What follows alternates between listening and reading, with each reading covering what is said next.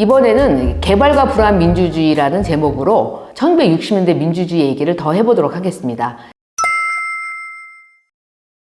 왜냐하면은 이 경제 성장하면 우리가 다 1960년대 생각하잖아요. 이 1960년대를 어떤 키워드로 설명할 수 있을까라고 이제 고민을 하다가 개발, 요즘 그 역사학자들 상당히 이걸 가지고 지금 연구 중에 있습니다. 그래서 이제 개발을 가지고 와서 설명을 해보려고 하는데요. 이땐 정말 개발의 시대였습니다. 일단 뭐 두말할 것 없이 경제개발 계획이 시작이 되었죠. 근데 이 경제개발 계획은 박정희 정부서부터 시작됐다, 군사정부부터 시작됐다 이런 얘기 많이 하지만 실제로는 이승만 정부 때 계획이 수립됐고요. 장면 정부도 추진을 하려고 했는데 5.16 쿠데타가 일어나면서 그 바톤을 이어받아서 군사정부가 이제 시작을 했습니다. 저는 이제 이 부분에서 우리가 좀 짚고 넘어가야 될 게 있는데 그게 뭐냐면 처음에 사실 아무것도 없었기 때문에 우리가 생각할 때는 뭔가 이 수출 주도형으로 처음부터 경제 개발을 하려고 생각했을 거라고 많은 분들이 생각할 겁니다. 근데 실제로 그렇지 않았어요. 그러니까 수입 대체 전략이라고 해서 내수를 통해서 경제 개발을 하려는 생각을 했고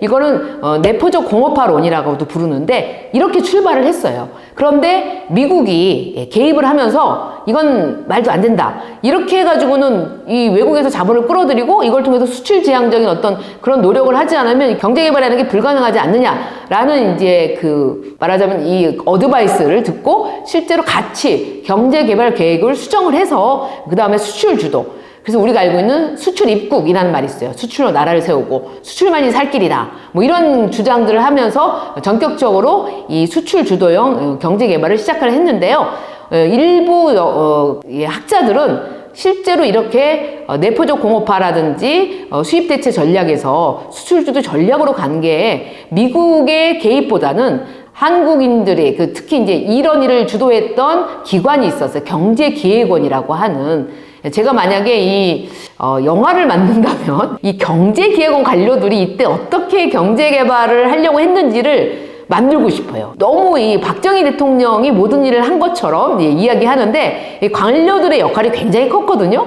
그래서 이걸 좀 주목하고 보고 싶고 이런 연구 또는 영화를 만들고 싶다라는 엉뚱한 생각을 해본 적도 있습니다.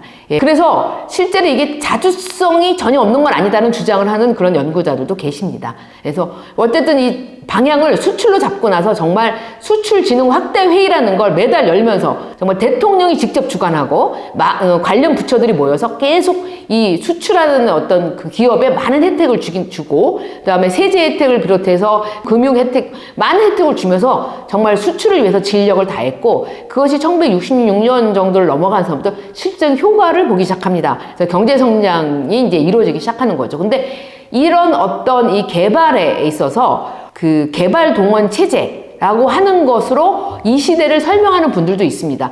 결국은 이 개발을 위해서 이때도 국민들을 동원했다는 거죠. 이 국민을 동원한 가장 대표적인 사건으로 우리가 치는 것이 군사정부가 했었던 재건 국민운동. 우리가 이렇게 게으르면 안 되고 열심히 우리나라가 잘 살기 위해서는 노력해야 되기 때문에 정신적인 훈련을 해야 된다라는 어떤 모토 하에 재건 국민운동을 했었고요. 그다음 70년대에 뭘 했었죠? 새마을 운동을 했었죠. 이 새마을 운동이나 이런 것들이 결국 동원체제에 의해서 개발을 하는 어떤 그런 움직임의 대표적인 사건들로 보통 이야기를 하는데요. 또 하나 흥미로운 것은 많은 당시의 그 경제 관료들이 기억하기에 경부 고속도로를 만들 때 이런 동원체제가 아니면 불가능했다. 군사주직 동원체제에 의해서 정말 일시에 많은 사람들을 투입했고 그다음 많은 돈을 투입해서 정말 빠르게 경부 고속도로를 개발했다. 이것이 동원체제를 상징하는 어떤 상징물로 남아있다라는 이야기들을 이제 많이 합니다. 그런데 이제 국민들도 사실 새마을운동에서도 이제 자발성 문제가 있지만 상당히 여기에 기꺼이 호응하면서 했었습니다.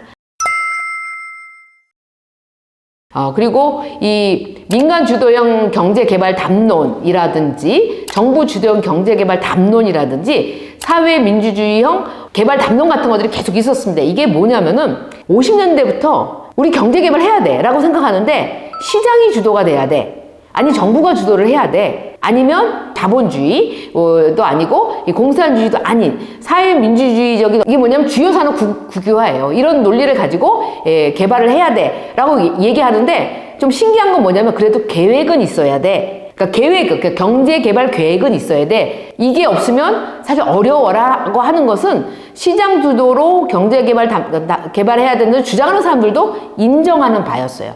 그러니까 이건 또 어떤 의미가 있냐면 우리보다 먼저 북한이 50년대 경제개발 계획을 해서 실제로 전쟁 이후에 재건에 성공을 합니다. 그래서 이것도 한 60년대 경제개발 계획에 큰 영향을 미치게 돼요. 근데 요것은 조금 더 올라가서 보면 어떤 일이 있었던 거냐면 미국과 이제 소련이 군사 원조를 해줬고 미국은 계속 50년대까지 군사 원조 위주로 원조를 하고 있었는데 소련이 그걸 바꿉니다. 군사 원조를 하지 않고 경제 개발을 지원하는 방식으로 이 원조를 바꿔버립니다. 그래서 미국도 50년대 말부터 경제 원조를 하는 방식으로 그리고 경제 원조를 하고 그다음에 엘리트를 키워나가는 방식으로 근대화 노선을 바꿉니다. 이거 소련이 먼저 한 거예요. 그리고 그거에 따라서 북한이 먼저 개발이 됐기 때문에 50년대 말부터 60년대까지 근데 여기서 엘리트가 반드시 지식인만 있는 게 아닙니다. 미국이 생각한 근대화의 엘리트에는 군인도 있어요. 왜냐하면 50년대 군사 원조로 수천 명의 한국의 군인들이 미국 가서 교육을 받고 옵니다. 이 사람들이 최첨단의 기술을 가지고 있고 최첨단의 경영 방식을 배우고 온 사람들이기 때문에 군인이 갖는 엘리트성, 그 다음에 유학을 갔다 온 지식인들의 엘리트성을 인정해 있기 때문에 군인과 엘리트가 지식인이 함께 이 경제개발 계획에 참여를 해야 된다고 생각했고 박정희도 그렇게 생각을 하고 많은 지식인들을 경제개발에 참여를 시켰습니다.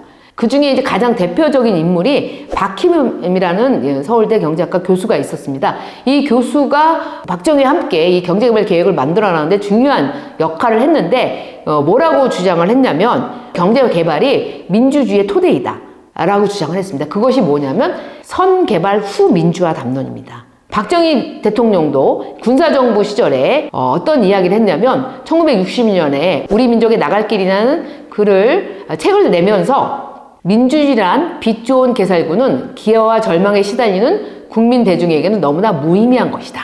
민주주의를 빛 좋은 개살구라고 얘기를 했습니다. 그리고 서구에서 물려받은 자유민주주의 이념과 체제 하에서 종국적으로는 국민 개개인의 소득을 높일 수 있는 경제개발 계획을 어느 정도 성공적으로 달성할 수 있는가가 비단 한국뿐만 아니라 아시아에 있어서 진정한 민주주의의 성패와 장래를 결정하게 되는 유일한 관건이 될 것이다 라는 주장을 했습니다. 그러니까 경제가 개발이 돼야 민주주의가 가능하다라고 하는 주장인데 역시 지식인들도 이런 주장을 굉장히 많이 했습니다. 아까 말씀드린 박희범이라는 교수가 가장 대표적으로 그런 주장을 했었습니다. 그리고 박희범 교수는 그런 주장도 했습니다.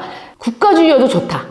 먼저 경제개발을 해야 되기 때문에 그 당시 상황에서는 국가주의여도 좋다. 이런 주장을 했었는데 이제 흥미로운 거는 국가주의여도 좋은데 더 나아가 남북이 함께 이 민족 경제를 발전시키면 좋겠다. 이런 주장도 했었습니다. 굉장히 독특한 주장인데요. 사실 민족주의적인 주장을 실현 가능성은 없었지만 기본적으로 본인이 내포적 공업화론자였기 때문에 그런 이야기를 했던 것 같습니다. 그런데 아까 말씀드린 것처럼 선개발 후 민주화 담론에 많은 지식인들이 동의를 했습니다.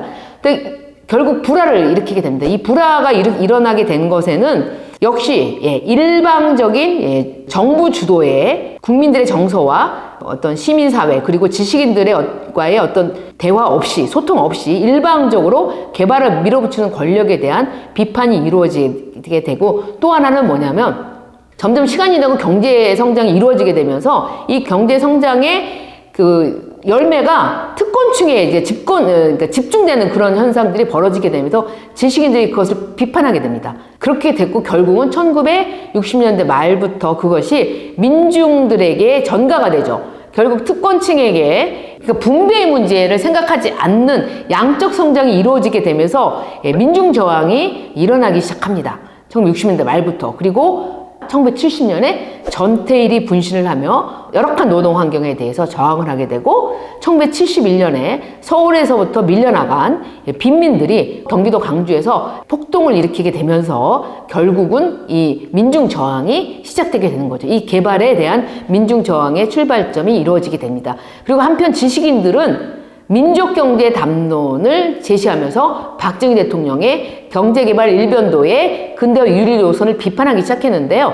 그 중에 이제 1970년 대통령 선거에서 예상보다 많은 득표를 얻어서 그 불안 때문에 유신 체제를 박정희 대통령이 선포하게 만든 김대중 후보가 내놓은 대중경제론이 있었습니다. 이 대중경제론도 자본주의도 아닌 공산주의도 아닌 제3의 경제를 주장하면서 그 민족경제적인 어떤 요소를 갖고 있었는데, 이 민족경제적인 요소를 가진 이 대중경제라는 김대중 후보의 이 책을 쓴 사람은 박현재 선생이었습니다. 근데 이 박현재 선생님이 자신의 민중론과 민족경제론을 집약해서 민족경제론이라는 책을 쓰셨는데, 이게 1970년대, 80년대까지 엄청난 베스트셀러였고, 이 민족경제론에 많은 지식인들이 지지를 보내게 됐습니다. 그러니까 남북이 함께 힘을 합쳐서 민족경제를 발전시키는 것이 굳건한 경제 발전의 길이기도 하다라는 이 민족경제론의 많은 내용들을 보면